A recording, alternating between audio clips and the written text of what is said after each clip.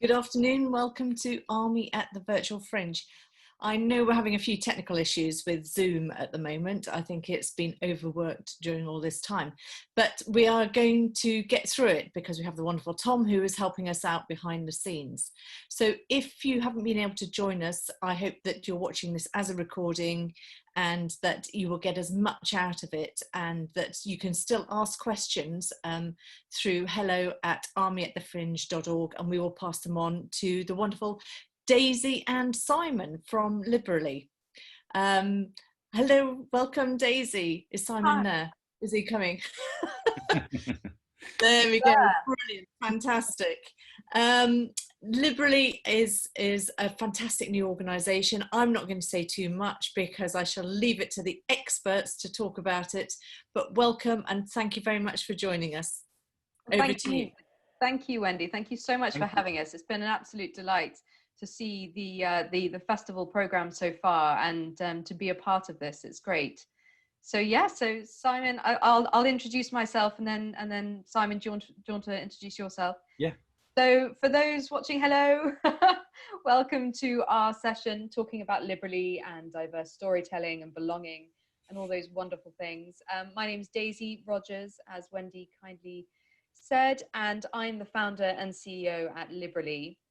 And Simon, do you want to? Yeah, I'm Simon Arrowsmith. I am on the board of Liberally. I come from a theatre and storytelling background, which I'm sure we're going to get into. Daisy, do you want to talk a little bit about what Liberally is and what it does? And then maybe the best format is for me to sort of, as you're the star of the show, I'll ask some questions and then we can sort of bat them back and forth and discuss them as we evolve. How does that sound? That sounds great. That sounds like a really good idea. Okay, so what is Liberally? Let's do it. So Liberally is the elevator pitch. Liberally is a digital platform. We're a new digital platform amplifying minoritized voices across the liberal arts. So we create space to belong. We use intersectional, mixed medium storytelling in order to do this. And the aim, the sort of overarching aim, is for our creatives to be able to express themselves. And that's really important, that they should be able to do that in their own way, not lost in translation. And that enables, I think, the best possible way for others to see themselves in the stories being told. So that is Liberally in a nutshell. Well, why don't we start by exploring what you were doing before you started Liberally, a little bit about you and your background and what brought you to this point. Yeah, absolutely. So I have done a bit of everything in my life, but my overarching interests have always been creative marketing. I've got about 15, gosh, I'm getting old, nearly 20 years of marketing, communications and writing experience, web design, graphic design. And I'm also a professional artist. I paint landscapes, portraits, that sort of thing. And prior to setting up Liberally, I was running a small social enterprise, a little fine arts school based where I am in Hampshire. And what we were trying to do was really improve the accessibility and inclusivity of fine art training. So you can see already potentially where that sort of led towards Liberally. But yeah, that's where I came to it. So my loves are writing, painting, being creative, designing brands, all that kind of thing. Why don't you, as you're on that point already, talk a little bit about some of the problems and the issues you saw in the arts world that actually made you decide to start the business doing the thing that it does, what we do. Yeah.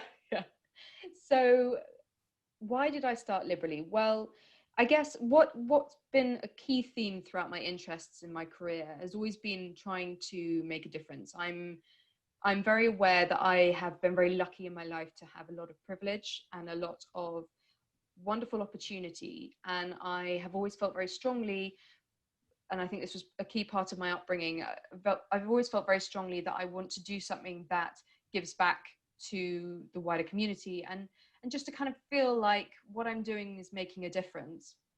And I really enjoyed what I was doing with my art school. But when COVID hit, it became, well, obviously it all completely flatlined. It wasn't so great. But it also highlighted for me that I'm a people person. As you know, I love chatting. I love talking to people. I love finding out their stories. You know, I guess I'm a journalist at heart.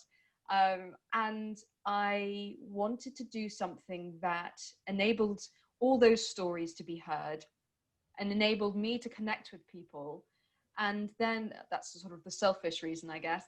And then on a wider basis, that I noticed during COVID, during lockdown, that from the as a perspective as a queer woman, I noticed that the stories across the media, in particular the mainstream media, were being very suppressed, and it was a very narrow focus to the line of reporting and stories out there, which is understandable in a time of public crisis.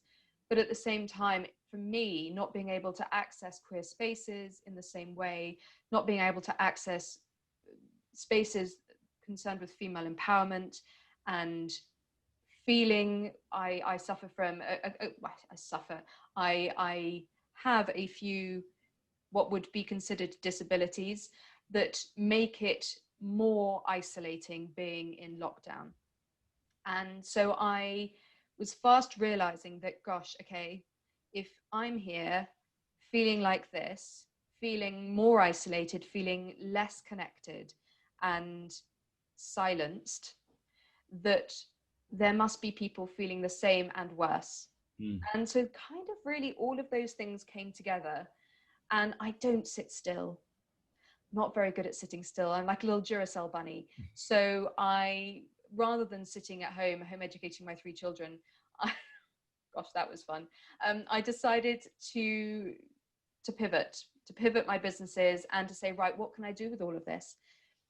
And so in mid-May, I decided to test my hypothesis that there was a need for more space for all of these diverse voices and this storytelling. And you know, it's kind of gone from there, really. Yeah. And I mean, it can't have been all plain sailing. I know it hasn't been all plain sailing because obviously I've been involved, but particularly with being in lockdown and what we're doing as we sort of start to come out. Will we go back in? Will we come out all fully? All these sort of stuff. Starting a business or pivoting your business towards that is never easy at the best of times. So what a bit. So yes, you have to be a special kind of personality to do what we're doing, I guess. What do you think have been the biggest challenges, or perhaps some of the resistances you've met so far? Specifically within the sort of lockdown question? I mean, it's interesting because I thought that I must be the only insane person to set up a business in the middle of lockdown. But actually, do you know, I have spoken to so many fascinating people who have done exactly the same. And I think that, to draw on a point related to that, what I think is wonderful about humanity, and particularly the British spirit, I think we're particularly good at this, is that in the face of adversity, we look for the way forward. That we, you know, and I think that that's an entrepreneurial spirit as well, that you look for the solutions. You don't dwell, you think, right, okay, well, what's the opportunity here to keep going, to make something out of this awful situation? And that's not necessarily about profiting from it. It's about making the best out of a bad situation. And everyone I've spoken to who's done the same as me, I think we all share a dogged determination to do what we love. And it is very hard to make a living out of doing what one loves. But I think that lockdown has shown us how important it is to prioritize what really matters. And for me, so much so that I have a tattoo on my wedding finger to this effect. What matters to me really, really strongly is equality. And I felt like this was my time. It felt like a bit of a sign that this was the time to do something about it, and that I'm talkative enough and bossy enough to maybe make some inroads into change, I guess. And I think you do have to be confident enough to speak up, and to say that I think I've got something to say here, and that I can facilitate others to showcase their stories as well. Now, I've completely forgotten the second part of the question you asked me. So have I, so it's all right. No, I was just thinking as you were speaking then, that there's kind of been this interesting thing. Well, interesting is one of those words that you use when you mean terrible or awful. It's been an interesting thing that's happened during COVID for artists particularly, and artists who are marginalized by society, I think doubly so, is that, you know, because, and I think, you know, it's lovely to feel connected to the Fringe in some way, because I'm really missing it this year. Someone who goes, or has been for the last 5 years. You know, my first visit to the Fringe was when I was 13 as a performer, and, you know, now as an adult going to visit and see loads of shows, I am really missing it this year. So it's lovely to feel connected. But that was particularly in the early part of the of COVID. I think artists were feeling particularly stressed by what was happening, the isolation, the fact that you weren't able to perform live, you still aren't in some, you know, we're just seeing performances coming back now. So you've got that trend. And I also saw lots of people cope with these things in different ways. So not everyone is able to sort of pull themselves up by the bootstraps. So it's great to see some people that are. I noticed, you know, on my social feeds, for example, I have lots of connections with people in the performing arts, and some people in the performing arts went into full-on panic mode and sort of like, what are we doing? What's going to happen? How is this going to, you know, what's my life going to be like? And others were like, right, no, that's it. I'm going to go and work at Tesco for 5 months.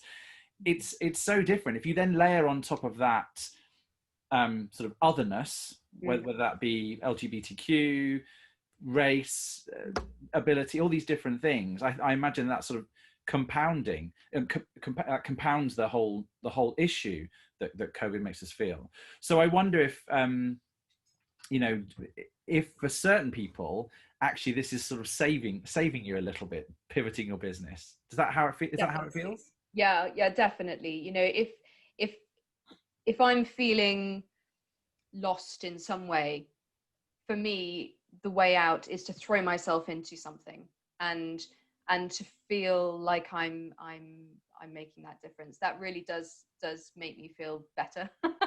Yeah. I've remembered what the question that you asked was. Good. One of us did. It was good. That what stumbling blocks had I come across so far, and I think the biggest stumbling block, understandably, is financial.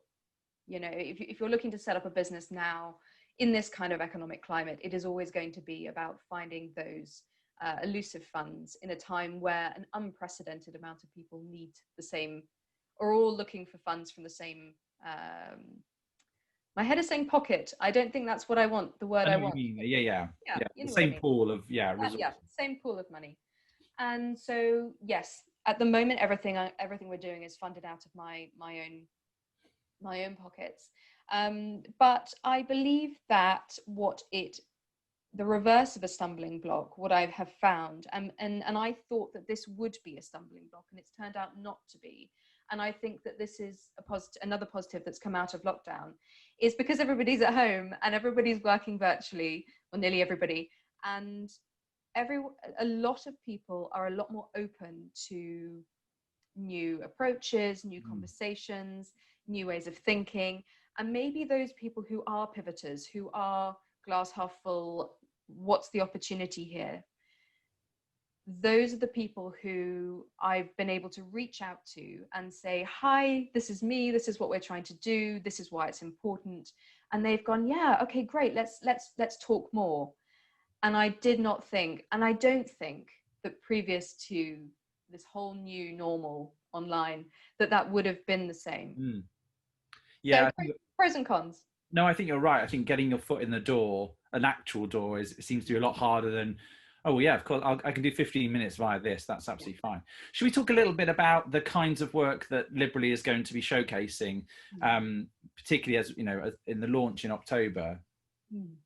Yeah, definitely. So as I mentioned before, we're about mixed mediums. So that could be anything from filmmaking to photography to painting to dance to spoken word, theatrical performance, a piece of music, a piece of writing. I mean, really, the sky's the limit. If it's a creative art, I'm totally down for it. You know, let's see. It's all about expression, and it's all about different ways of being able to tell your story that feel appropriate to you. And so we have a number of different ways in which we seek for new content, but also the way that we put it out. So our strapline, we under our Liberally logo is curated, curious, connected, and this is really important in terms of I guess understanding what we're putting out there at the moment. Is the fundamental part of what we're doing at the moment is a lot of curated content. So this is where we're drawing the best of liberal arts storytelling from across the digital space, and we're bringing it all into one place. So the idea is that when you wake up in the morning and you're opening on different news apps and websites, that you can go to Liberally and you can have a flick through, you know, what have we been posting, what have we been sharing across all manner of different types of websites, news publishers, blogs, individual artists, and so on.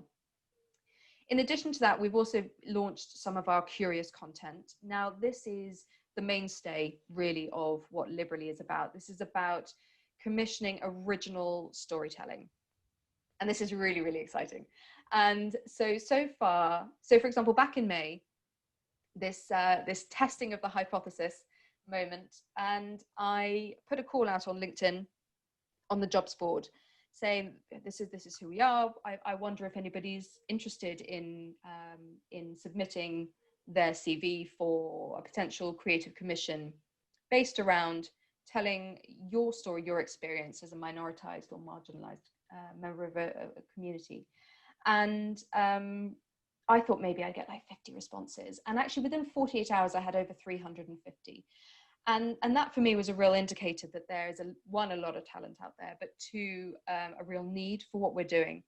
And so at the moment, I've whittled that down for this initial round, for this initial launch. I've got about 25 to 30 now, I think. It keeps creeping up because I keep finding really exciting new people.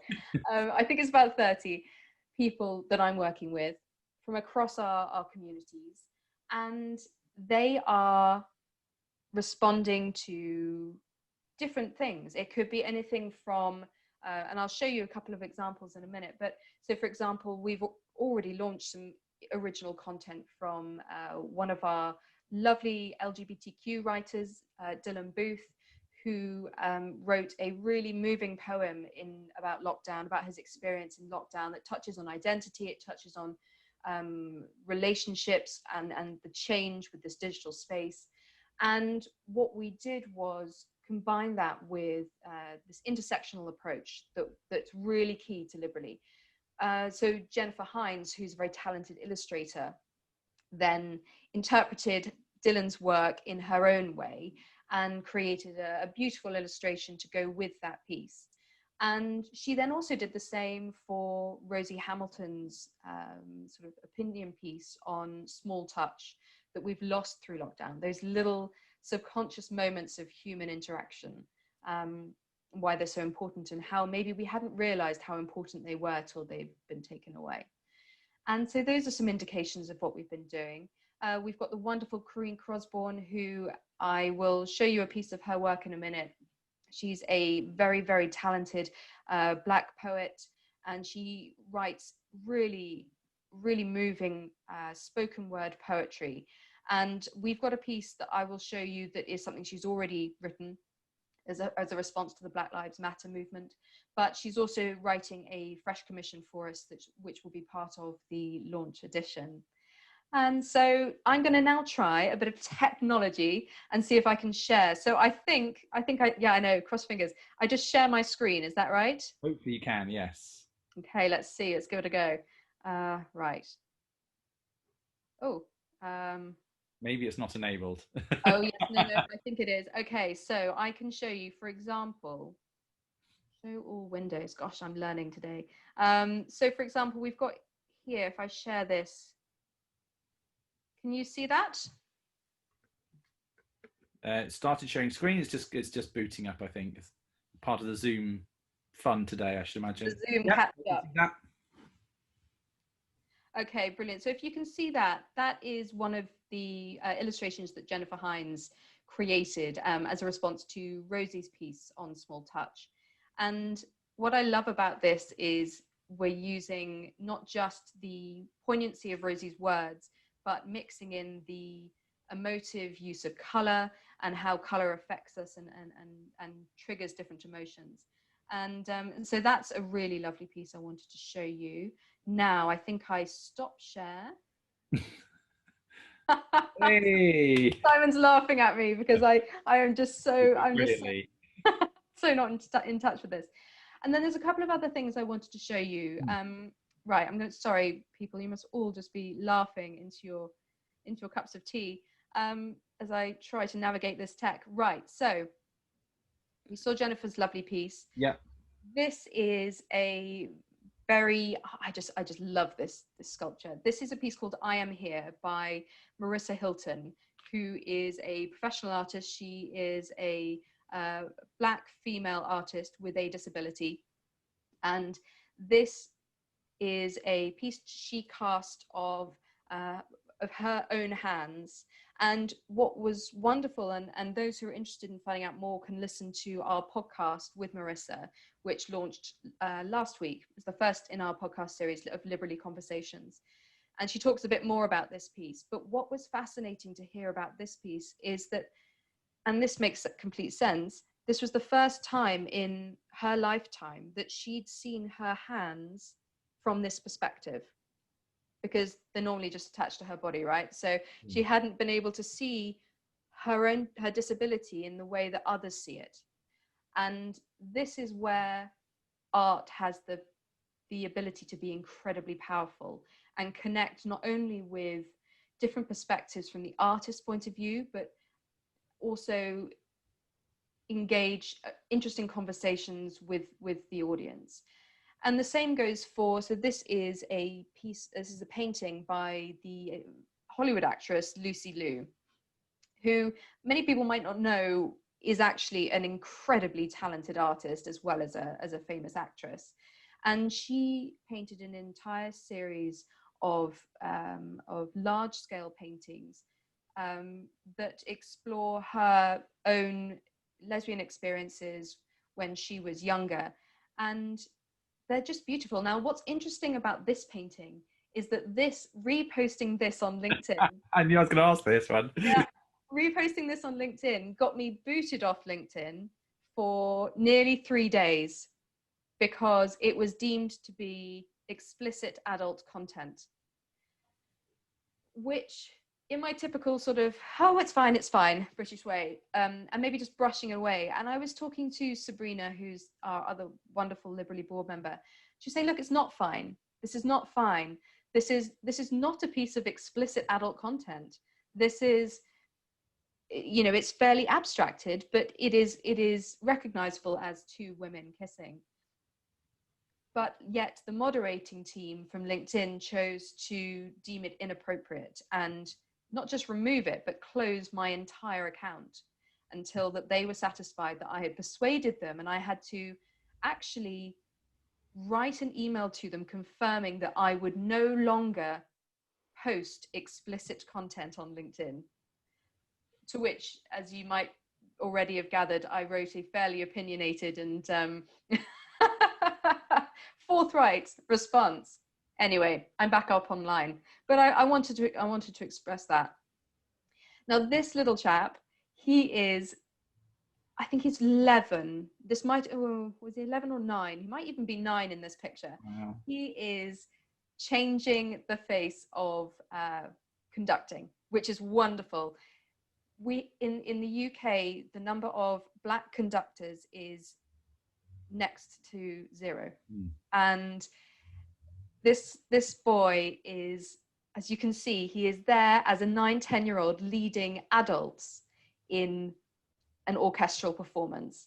And this goes to show not only the wonderful talent that can come at any age, but also how important it is that there is visibility and that there is opportunity. And so I'm hoping that the idea of Liberally is that, you know, maybe there'll be a parent or even a child looking at this, looking at our website, engaging with our content, and they might see this picture and say, wow, I didn't even know that that was a possibility. And then, but they love music. And then that propels them to, through that experience, of seeing themselves, to really engage with what they love. And so now I'm going to stop talking for a moment and let Corinne do the talking for me. So this is Corinne Crosborne's piece, Another One. Another one? My eyes are dry, my heart is numb. Another life cut short. The faded. We may need to restart the screen share a second. If you press pause there and stop sharing and open it up again. And so click to share again, and then there's a checkbox at the bottom left that says share computer sound. Oh, yes. Yeah, sure. So do you want me to click optimize screen sharing for video clip as well? Yes, please. Okay. Sorry about that. Right. Okay, let's try that again. So this is Corinne Crosborne, Another One. Like an Another one? My eyes are dry, my heart is numb. Another life cut short. The faded, but all too familiar rhetoric, grade recognition like an overexposed mugshot. A weary, heavy realization of another life cut short. I once wrote these pained thoughts. The world we live in today just refuses to put away a photo, a tweet, or a post. They linger at our fingertips like ghosts. This is the news, the apps, the echoing sound of another life cut short. This weight we carry is like a transatlantic deadweight across the water, like rope trussed around our necks. It evokes a premature cry that will be heard again and again and again in the birthing room of racism. I can't breathe. Don't shoot. Mama. I can't breathe. I can't breathe. We are darkly tired. We are deeply sad. 4 centuries, still inspired because you'll never carry the shackle of black. The arm was not on your back. The knee was not on your neck. The whip was not on your back. So whilst we beg for our lives to matter, praying for our day in court, screaming signs in hand for our share of the platter, tasting bitter rage in our waking thoughts, I sigh and see another day, another love, another black life cut short.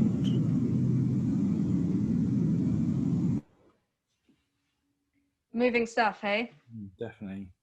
Let's talk a little bit about something that you and I have talked about a great deal, which is art as an access point. So thinking about, yes, it's absolutely brilliant and wonderful and right that we should be thinking about diverse voices, marginalized voices, and getting them out there. But I think you and I believe it's much more than that. And we hear a lot about diversity, a lot about inclusion, and you and I are passionate about belonging. Yes. And this idea about belonging to society, belonging to a business, belonging to your community, and that art is a way for us to channel emotions, feelings, empathy into through the eyes of someone else, and to really understand what somebody else's experiences are. How are we at Liberty going to start exploring that? Well, exactly. This is the exciting journey that we take ourselves on. And as I've mentioned before, and as you've just so beautifully explained, you know, art does have this unique position to really connect with people. And I think this is what makes it so exciting as a vehicle for change. Now, we're talking about this sense of belonging and belonging in society. A massive part of society is where we work, are the companies that we work for, and whether we feel the institutions we work for, or that shape our society, our culture, and how it runs. And fundamentally, we were talking the other day, you and I, about this journey that we've taken as a society from representation to acceptance to, or tolerance to acceptance to belonging. And they seem, on the face of it, maybe fairly similar, but there are some really important differences. I guess it comes down to being allowed in the room, having the same amount of space in the room, versus then with belonging, everyone feeling together and connected as a family, rather than just feeling a sense of hostility and miscomprehension. So how are we going to do that? Well, so we have launched Liberally Creative, which is the consultancy side of what we do. And that is using art as an access point to really engage with companies and their people, to immerse and engage in diverse conversations and experiences. What does that look like? Well, for example, a big corporate could commission us to use the talents in our wonderful creative database to, for example, commission a young female Black photographer to do an exhibition, a photography exhibition on expressions of female Blackness in the UK today. And on top of that, we would then layer potentially a launch event with the artist speaking about her work, their work, in addition to maybe some other interpretations of that theme, which could be, say, in dance form, or, I mean, particularly for me, I had this big image in my head of like this beautiful contemporary dance moment, which, you know, while people have listened to a talk and then they watch this performance, and I just think it comes down to different ways of learning. And I think that when you're talking about true diverse conversations and really seeing through a new lens, you have to have diverse ways of approaching those experiences and perspectives. So having a wonderful photography exhibition, having a really thought-provoking talk about the work, then engaging in a contemporary dance piece, then the employees of that company could immerse themselves in workshops that we run with our artists, with our facilitators, to put them into the artist's shoes. I mean, what better way to really get a feel for it than to go out and say, okay, I've got my camera, even if it's an iPhone camera, you know, I've got my camera, I'm going to put myself in my artist's shoes, guided by them, and really try and photograph through their eyes. And there is something about doing rather than just hearing that we've talked about, haven't we? That it's in the doing that the lasting change occurs.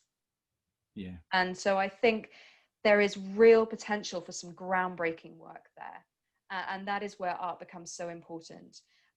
So not just the ability for our creatives to express themselves and for that platform of amplification that Liberally provides, but we also want to be going into the businesses, the institutions that make up our society, that structure so much of it, and really engage in meaningful ways to push past this tolerance through acceptance, through diversity, inclusion, through numbers, to true belonging.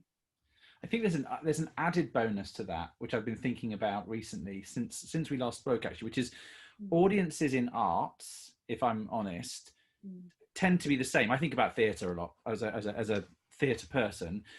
You know, there's a bit of a joke on the fringe theatre scene, which is, you know, fringe theatre is sustained by other fringe theatre artists. We just all go and see each other's work, and that's it. Basically, we're all helping each other by feeding each other. So there is something about taking arts into businesses, which is hopefully exposing that kind of art that is marginalised, art that is minoritized, to a wider audience and connecting with people that wouldn't necessarily be exposed. I often think about. This is a sort of very middle-class white privilege story, but I was lucky enough to see Hamilton on Broadway. And I looked at this, I sat in this lovely seat, watching this amazing show and watching this incredibly diverse group of performers in front of me. And I turned around and looked at the audience and I'm like, oh, that's not very diverse at all. It's like it's just completely different. And so I just think that, you know, the audience issue is a big one. And I think that that link between taking, you know, art as an access point takes it outside of traditional art spaces into a space where the new audiences are, to try and connect to them and to try and tell them and show them different stories. And so they can share, as you know, as we discussed, it's not necessarily about storytelling, it's about sharing stories in a different space and in a different way that makes you actually active and connect to those stories, so that you will hopefully, and I passionately believe this, change your point of view. You'll see things from a different perspective. Yeah, absolutely. And I think to build on that, a point that I've talked to a number of people about, and two people that are worth mentioning in this is Rob Berkeley, who has tirelessly fought for diversification, particularly for the Black community and the LGBTQ community, for over 25 years now. And I had the pleasure of speaking to him recently and interviewing him for Liberty Conversations coming up. Just plug that in there. So yeah, check out our podcast series. But he raised a very good point, as was then echoed by the wonderful Turkish novelist Elif Shafak, that it's about rehumanizing. And I think this is a real problem, that we get so caught up with the pace of life, and, you know, particularly in big cities, everything's so anonymous, and there's so much common common humanity that we've lost. And I think in some way Liberty wants to be able to make changes, make ground in regaining that. And I think that bringing diverse storytelling in whatever medium it might be into unexpected spaces is a really powerful way forward. Because like you say, if you go to a theatre, generally it's a fairly homogenous audience, whether that's a question of accessibility, whether that's a feeling of belonging, whether that's actually also something to do with what's being performed on the stage, all these different questions. But if you take it into a context where people aren't expecting to see that, where you are generally going to have a broader range of people, then not only are you enabling people to feel reflected and listened to and heard and respected, you are also you are humanizing their communities, their experiences, in a way that maybe even their own colleagues might not have understood before. Yeah, I think that that challenge for us to see beyond our normal narrow point of view is quite a significant one. And so I guess it takes us onto the subject of allyship, really, which is, you know, a big part of what we're doing. You know, you and I represent certain, you know, categories, if we want to call it that, in terms of perhaps LGBTQI, for example. But you know, we are by no means the whole picture of the whole of the Liberty picture, and we are striving and have got a diverse board. But it's so important to make sure that we're bringing in, particularly with audiences, this sense of allyship. What part do you think allyship plays in the arts? Oh, a huge part. I think, you know, if you don't have allyship, you are then doomed to perpetually be in this echo chamber, aren't you? You know, which is great. You know, everyone likes a good echo chamber, but I think if you're trying to initiate change and you're trying to push forward a productive activism, then you need to have the other on board. The people that, for want of a better word, the suppressors. You know, those people that are the reason that, for example, and this raises an interesting point, which I'm just going to jump to. Recently, we changed the wording slightly for Liberty, from using championing minority voices to amplifying minoritized voices and marginalized voices. And I think there's an important point there around the acceptance or not of being labeled as a minority, which is to say a sense of inferiority. And so that's a really important point that I want to make. We're not saying that we accept the position.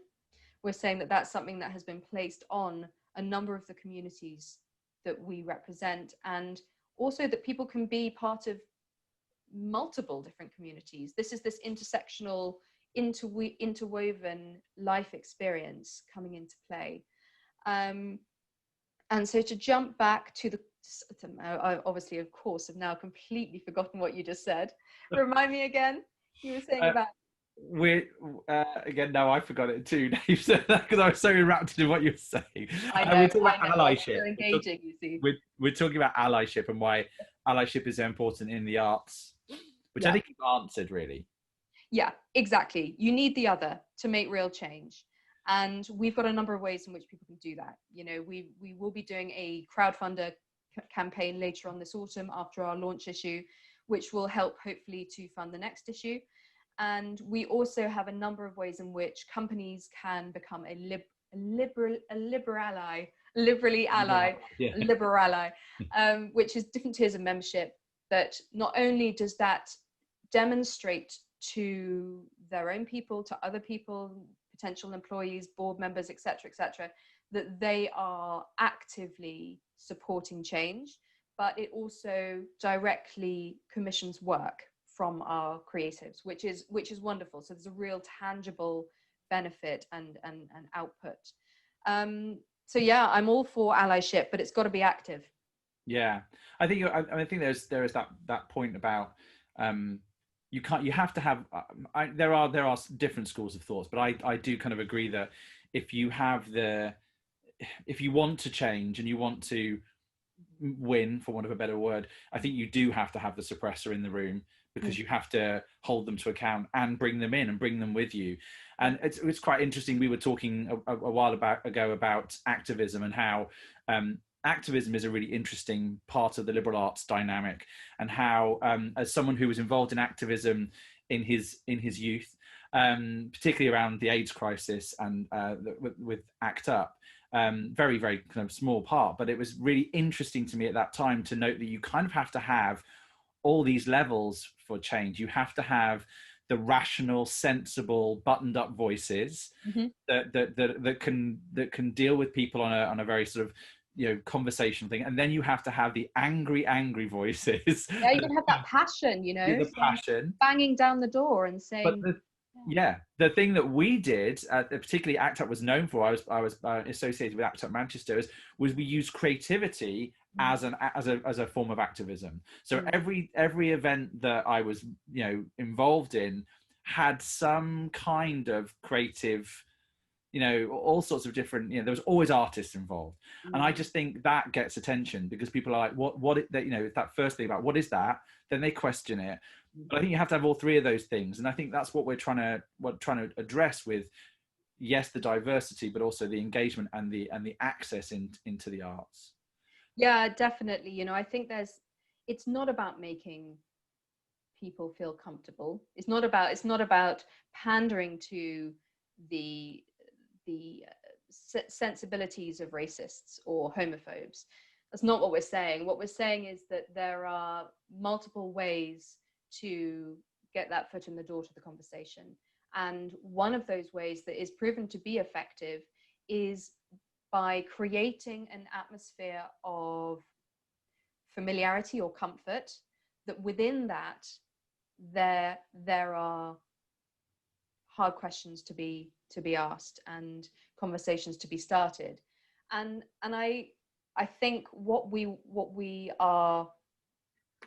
I know that what we are very certain about here at Liberally is that approach works. It is engaging, the arts are engaging, and it is a narrative, emotive format underpinned also by data. And that sort of combination of rigor and experience and storytelling is, to me, undeniable. You know, I challenge anyone to turn around and say, yeah, that's not compelling. We've been chatting on for 50 minutes, and there's not very many people involved in the Zoom room. But if anybody does want to ask questions, the chat is open, as is the Q&A. But just in case people do ask questions, I'll ask you one more, which is, how do you see Liberally evolving? So there's so much that we've got planned. We've obviously got the podcast series. We've got the quarterly magazine. So we've got the launch edition coming out on the 2nd of October, which is the end of National Inclusion Week and the beginning of Black History Month. So again, that kind of intersectional approach. That will be a quarterly magazine for the moment. You can log on to our website, artsliberally.com, at any time to read new curious content, new created content on Instagram, LinkedIn, Facebook, Twitter, we're everywhere, Pinterest. And so what we want to do is have that constant stream of reporting, that constant stream of creative response. And there will be showcase projects like the quarterly magazine. There will be bigger partnerships that we're working with people like Ballet Black, people like Stonewall, lots of other different organizations to really bring all of our experiences and experience together. And so, yeah, really the sky's the limit. And businesses have got the most wonderful opportunity to jump on board right at the beginning and show that they really are a trailblazing ally. So for all you businesses out there, Liberally Creative, yeah, we're there, we're ready. And yeah, watch this space. Yeah. Because we plan to take up space. Here's a good one. Oh, from Wendy. How do you think you would like to develop links with the army? That's a good question. Ah, that is an interesting one. Now, I actually have a master's in defense studies and I did 3 years of a PhD in defense studies. So yeah, I understand the military context, but what I was very surprised at was the wonderful way in which the army is engaging with and really embracing the creative arts. And actually, you can jump online at right now and listen to Wendy Fawkes and I discuss the ways in which the army is doing that. Of course, not least the Army at the Fringe Festival that we find ourselves at today. But I would really be thrilled to look at how we can combine that creative, diverse response within an organization that is so diverse. You know, I know from my own experience, particularly with things like the Army Cadet Force and things like that, how diverse that is, from accepting the LGBTQ community to having a diverse racial and ethnic communities, the strength of position that women now play in the military context. So really, you know, there's so much there that I think can be used to develop the individual within that cohesive group context through the arts. Yeah, bring it on. I think there's also an argument to be said that if the army can embrace the arts, then there really is no excuse for any other business not to, because, you know, this is the army is in a particularly serious business. So if it doesn't get more serious than that, really. So if it can embrace it and it can understand what the context is and the connection is, then surely a corporate can do the same. Yeah, and I think you know, I'd close that point with, I had a response from a company recently that I reached out to explain about our wonderful vision and mission, and what Liberally Creative could do for them in particular. And an interesting response I got back was, we're not looking to engage in that conversation right now. And that really surprised me, because one, it surprised me because of the company itself, but two, it was something that I just felt, well, how can anyone afford not to engage in that conversation?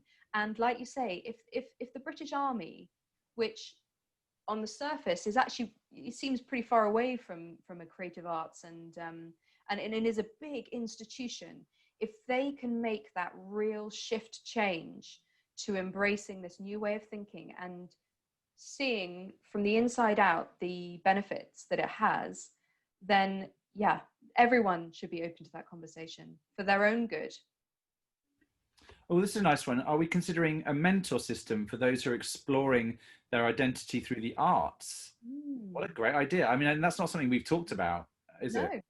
No, that's really not. And I love that. That's brilliant. I mean, we've got a number, of super secret projects that we've got coming up related to mentorship and really supporting, particularly where there are gaps, for example, in the arts, culture and heritage sectors for the Black community.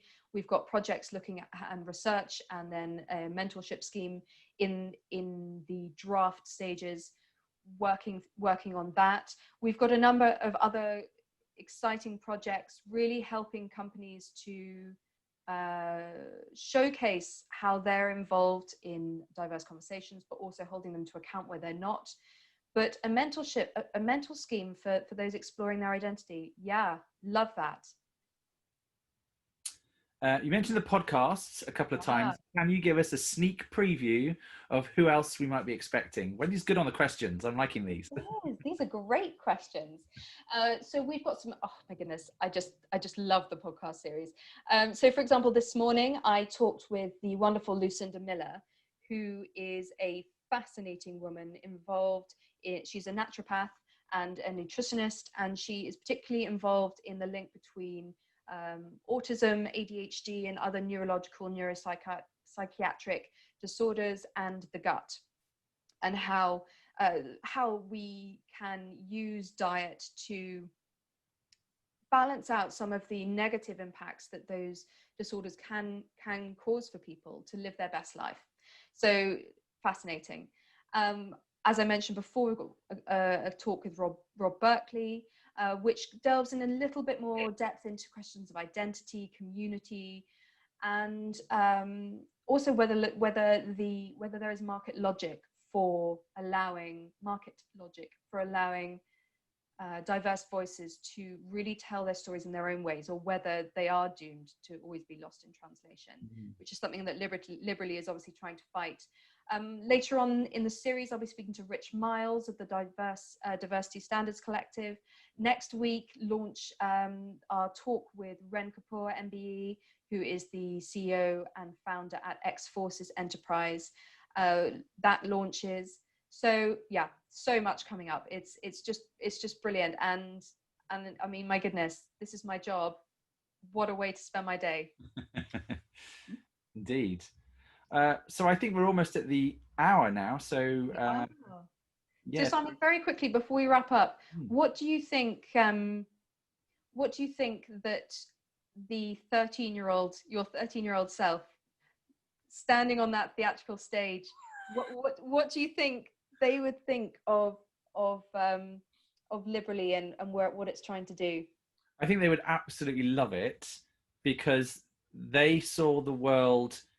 That was actually the time when that I probably saw the world for the first time, very aware of my difference within it, and didn't find that reflected back at me. I did probably in those art spaces and in the Fringe particularly, because even as a 13, this was the early 1980s. So, kids out until God knows what hour on the streets of Edinburgh was not unusual. But yeah, so I think 13-year-old Simon would be, wow, imagine that.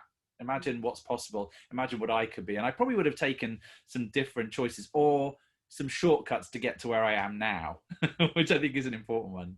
Yeah, fantastic. Well, thank you so much to all of those people that joined us today, and to those who are watching this back as a recording. As Wendy said at the beginning, please do any questions you've got. If you want to find out more about us, if you want to get involved, if you want to support our work, whatever it might be, you can email hello@armyatthefringe.org. You can email us directly, hello@artsliberally.com. And we really hope that you will join us on the Liberally journey. Thanks for joining us. Thank you.